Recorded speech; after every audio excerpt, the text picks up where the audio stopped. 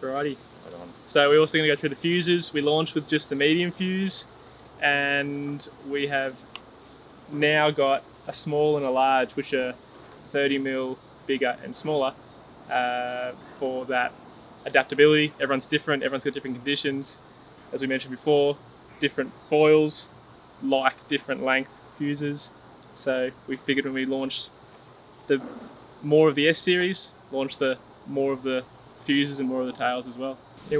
One of the nicest features that I think is different from our other stuff is the little cutout sort of socket that sort of slides on in. So I'll show you. Basically, you can't get it wrong because it just slots in and it tightens up, and it's not moving at all once it's screwed in.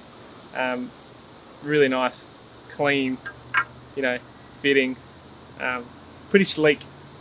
We're pretty pumped on that. Shout out to Dan. Yeah, again. Mr. Blend screw holes, which 30mm spacing. Go through that. Yeah. Well, the 30mm spacing obviously just fits a bunch of aftermarket tails. It's compatible, I guess, with other brands. We're not trying to reinvent the wheel. We want to try to slot into, I guess, what's becoming the norm. And so 30mm gaps, you can use them with other setups, our tails, or you can use your tails on our fuse. Yeah. I think someone I know has used it, KD on it, no problem. Yeah. It's perfect. Yeah. So I guess what I like about the different length fuses is with the bigger front wing, I like to pair it with a smaller fuse, just to make the wing not feel so much bigger, but you still get all that push from the front wing, but a little bit more manoeuvrability with the shorter fuse. And also, if the conditions are super clean, I don't mind using a shorter fuse just with like a 720 even. Because the water's super predictable, so you can benefit from a lot of turnability even with the small front wing. But once it's choppy, the longer fuse comes into play and really gives you like a stable platform pitch wise, so front and back.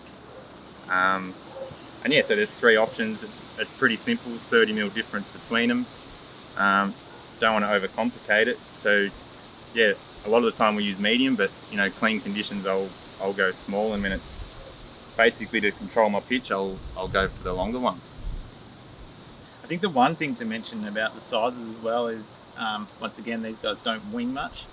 I like the small when if I'm in a river and doing freestyle, the shorter fuse with that pitch instability means I can be foiling along quite fast and then change the angle to pop into the air quite quick.